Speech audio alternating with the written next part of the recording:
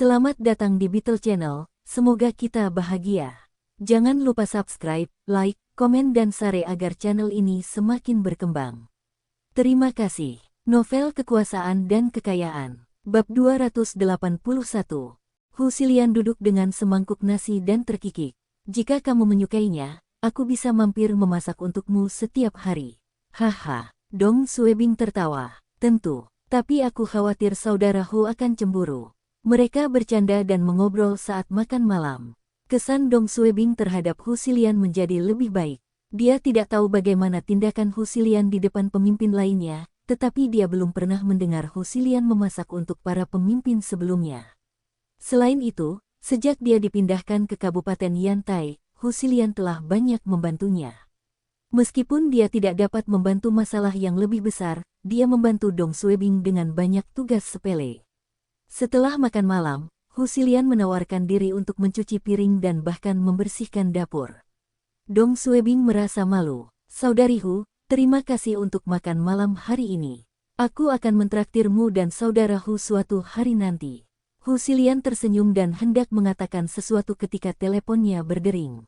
Dia melihat nomor itu, dan wajahnya berubah. Halo, ya aku akan kembali sekarang. Dia menutup telepon dan hendak menjelaskan kepada Dong Suebing ketika telepon Dong Suebing berdering. Liang Chengpeng yang meneleponnya dan memerintahkannya untuk segera kembali ke biro. Dari nada bicaranya, Dong Suebing tahu pasti ada masalah yang parah. Dong Suebing tidak berkata apa-apa dan mengambil tasnya. Saudariku, ayo pergi. Saya akan mengemudi. Saat Dong Suebing dan Husilian sampai di bawah, mereka melihat Qin Yong dan Zhao Jingsong berjalan keluar dari gedung mereka. Mereka melihat Dong Suebing, dan Qin Yong berjalan untuk mengambil tumpangan darinya. Zhao Jingsong ragu-ragu dan tidak berjalan mendekat. Dong Suebing melihatnya dan melambaikan tangannya. Ketua Zhao, ayo pergi bersama. Kebijaksanaan politik Dong Suebing telah meningkat. Dia tahu kapan harus mengesampingkan dendamnya jika menyangkut masalah besar. Biro telah mengadakan pertemuan darurat, dan sesuatu yang serius pasti telah terjadi. Ini bukan waktunya untuk menyelesaikan masalah mereka. Zhao Jingsong dan Qin Yong memandang Dong Suebing dengan heran. Zhao Jingsong ragu-ragu sejenak dan menaiki MPV Mercedes. 10 menit kemudian, ruang pertemuan pusat komando. Tidak hanya Liang Chengpeng, Hui Guo, dan kepala biro lainnya yang hadir dalam pertemuan ini.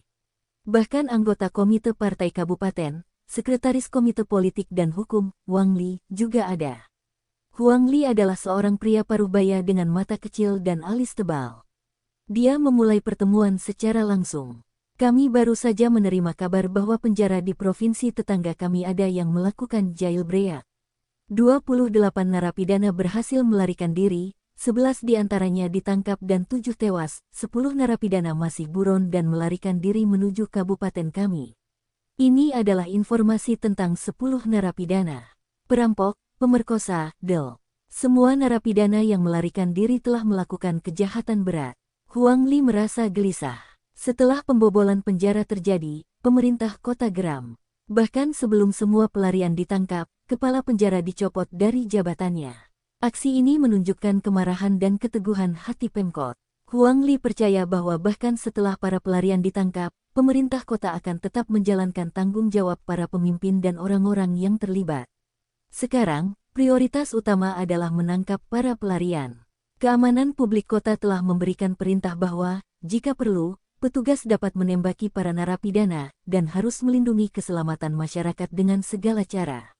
Setelah penjelasan singkat tentang situasinya, kata Huang Li, Liang Tua, kamu dapat memberikan tugas. Liang Chengpeng mengangguk dan berkata, Kepala Qin, tutup semua persimpangan utama di kabupaten dan bagikan foto para narapidana. Semua kendaraan harus diperiksa. Kepala Hu, hubungi polisi bersenjata dan suruh mereka siaga. Direktur Hu, segera beritahu saya jika pusat komando menerima kabar apapun. Ketua Zhao bahkan Dong Suebing, yang seharusnya sedang cuti, diberi tugas. Dia bertanggung jawab atas desa Huitian dan pos pemeriksaan keamanan di jalan utama menuju kabupaten tetangga. Ini darurat, dan semua petugas dikerahkan. Pertemuan berakhir, dan Dong Suebing, Qin Yong, Husilian, dan yang lainnya meninggalkan ruang pertemuan. Qin Yong memandang Dong Suebing dan menepuk punggungnya. Hati-hati dengan keselamatanmu. Kamu juga. Dong Suebing turun dan langsung menuju ke desa Huitian. Dia juga menelepon Liu Dahai dalam perjalanan. Ketika Dong Suebing sampai di stasiun desa Huitian, dia segera membagikan foto 10 narapidana yang melarikan diri. Setiap petugas bertanggung jawab atas sebuah desa, dan Dong Suebing memerintahkan mereka untuk memeriksa setiap rumah untuk melihat apakah penduduk desa melihat karakter yang mencurigakan. Setelah itu, Dong Suebing, Liu Dahai, Chen Fa, dan beberapa petugas mempersenjatai diri dan bergegas ke persimpangan kabupaten mereka dan kabupaten tetangga. Stasiun tersebut tidak memiliki cukup tenaga, dan mereka harus mengawasi persimpangan secara langsung. Gelap dan berangin. Badai petir sedang terjadi. Ketika Dong Suebing melambaikan tangannya untuk mengizinkan kendaraan lewat, dia menerima berita dari radionya. Beberapa orang yang melarikan diri terlihat di distrik utara kabupaten tersebut. Itu warga yang menelepon polisi. Ia melihat beberapa pria botak memanjat pagar sebuah rumah di pinggiran kota. Dia tahu orang-orang itu bukan orang baik dan mengira mereka mencuri atau merampok rumah. Dia segera menelepon polisi, dan dari keterangannya, mereka adalah narapidana yang melarikan diri. Namun distrik utara terlalu jauh dari Dong Suebing. Dong Suebing berpikir sejenak dan tidak melanjutkan. Lebih banyak berita datang melalui radio. Hui Guo, yang paling dekat dengan distrik utara, bergegas bersama tim petugas.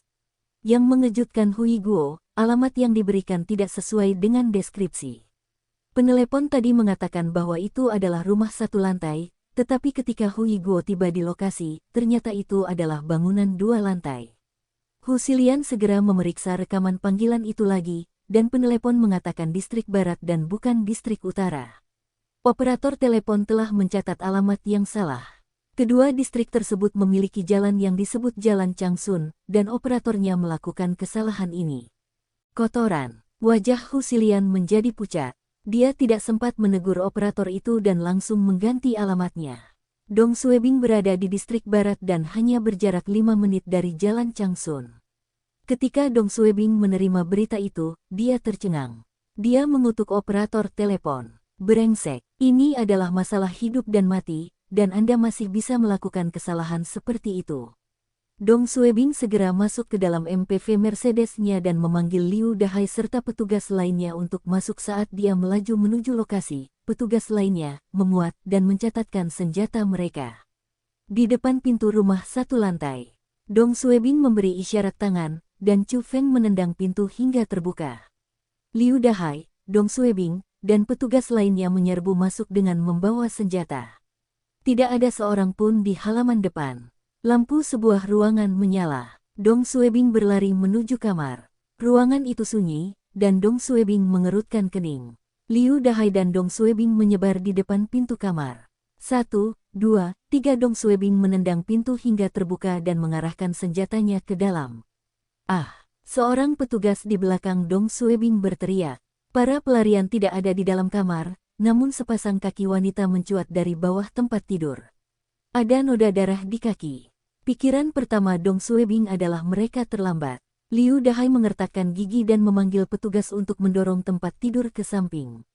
Mayat seorang wanita tergeletak di bawah tempat tidur, dan sebilah pisau tertancap di kepalanya. Wajahnya berlumuran darah dan tidak dapat mengetahui usianya, dan atasannya didorong ke atas dan tidak mengenakan celana atau rok apapun. Dia pasti telah diperkosa sebelum dibunuh. Mayat seorang anak laki-laki juga berada di bawah tempat tidur. Perutnya telah ditusuk beberapa kali, dan itu pemandangan yang mengerikan. Dong Suebing sangat marah. Sial, amankan tempat kejadian dan cari di seluruh tempat. Lihat apakah ada petunjuk. Saat ini, Hui Guo, Qin Yong, dan petugas lainnya tiba. Saat mereka melihat kedua mayat itu, wajah Hui Guo berubah. Mayatnya masih mengeluarkan darah, dan mereka seharusnya tidak dibunuh terlalu lama. Cari setiap rumah tangga. Mereka seharusnya ada di dekat sini. Qin Yong murung. 2 nyawa hilang begitu saja. TKP terlalu mengerikan. Dong Suebing baru memasuki keamanan publik belum lama ini dan jarang melihat pemandangan seperti itu. Dia tidak tinggal diam di tempat kejadian dan memanggil Liu Dahai dan anak buahnya ke jalan utama terdekat untuk mencari para penjahat. Beberapa menit kemudian, sekretaris partai daerah, wali kota daerah, dan para pemimpin lainnya tiba di lokasi.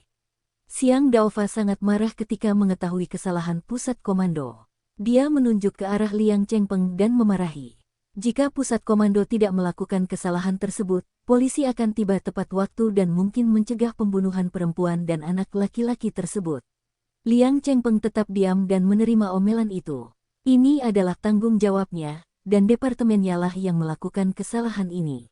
Polisi menggeledah daerah itu seperti orang gila sepanjang malam. Para penjahat seharusnya menemukan tempat persembunyian terpencil dan tidak muncul. Keesokan paginya, Hu Xilian memegangi kepalanya dengan kedua tangannya. Matanya merah dan tampak lelah. Petugasnya melihatnya dan membujuk. Direktur Hu, Anda tidak menutup mata sepanjang malam. Kenapa kamu tidak? Hu Xilian memandangnya dan bertanya. Apakah ada petunjuk? Para penjahat itu sangat licik. Kami masih belum menerima penampakan mereka. Hu Xilian melambai kepada bawahannya untuk keluar dan menghela nafas. Dia berjalan ke atas untuk mencari kepala Liang. Dia tahu pusat komando telah melakukan kesalahan besar kali ini. Meskipun operator teleponlah yang melakukan kesalahan ini, Hu Xilian, pemimpin pusat komando, harus memikul tanggung jawab. Jika para petinggi meneruskan masalah ini, dia mungkin akan kehilangan pekerjaannya. Tidak. Sekretaris partai daerah telah langsung memarahi pusat komando, dan dia akan kehilangan pekerjaannya. Dalam perjalanan ke atas, Hu Xilian memperhatikan perubahan sikap mantan rekannya. Dulu, rekan-rekannya akan menyapanya dengan sopan. Tapi sekarang, semua orang pura-pura tidak melihatnya. Beberapa orang bahkan bersuka cita atas kejatuhannya. Beberapa wakil direktur bahkan mulai mengunjungi para pemimpin untuk melihat apakah mereka dapat menggantikannya. Hu Xilian tersenyum lelah pada dirinya sendiri dan tidak terkejut dengan hal ini. Hu Xilian pergi mencari kepala Liang, Qin Yong, dan pemimpin lain yang memiliki hubungan baik dengannya di masa lalu. Tapi mereka semua berusaha menghindarinya. Tidak satupun dari mereka bersedia membela dirinya. Bagaimanapun, ini adalah masa sensitif, dan tidak ada yang mau membelanya. Hu Xilian kecewa. Dia tahu dia tidak akan mempertahankan posisinya dengan pasti. Beginilah cara layanan pemerintah beroperasi. Ketika tidak terjadi apa-apa, dan Anda berguna bagi pihak lain, mereka akan memperlakukan Anda dengan baik. Tapi begitu kamu dalam masalah, orang lain tidak akan mengganggumu. Hu Xilian bukan anak kecil. Dia telah bekerja di pemerintahan selama hampir 10 tahun dan mengenal para pemimpin luar dalam. Meski tahu bagaimana para pemimpin akan memperlakukannya, dia tetap kecewa dengan mereka. Dia hampir menangis dalam perjalanan kembali ke kantornya. Dia memutuskan untuk tidak meminta bantuan siapapun, karena dia tahu tidak ada seorang pun yang akan mengganggunya. Jam 10 pagi. Pertemuan darurat kembali diadakan di Command Center. Sebagian besar pemimpin di biro telah tiba. Tugas pencatatan risalah rapat diberikan kepada wakil direktur kantor, Hao. Ini merupakan tanda yang jelas. Bersambung, terima kasih telah menyaksikan dan mendukung channel ini.